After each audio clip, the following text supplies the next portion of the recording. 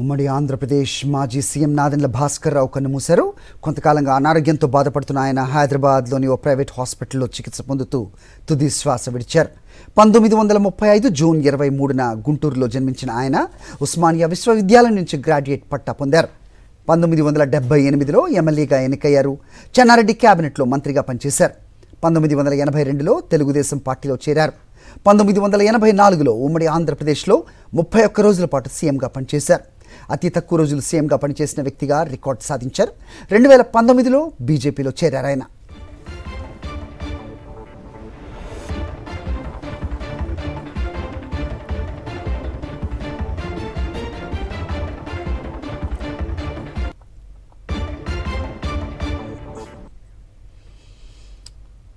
ఉమ్మడి ఆంధ్రప్రదేశ్ మాజీ ముఖ్యమంత్రి నాదెండ్ల భాస్కర్ రావు కన్నుమూశారు. కొంతకాలంగా అనారోగ్యంతో బాధపడుతున్న ఆయన హైదరాబాద్లోని ఓ ప్రైవేట్ హాస్పిటల్లో చికిత్స పొందుతూ తుది శ్వాస విడిచారు.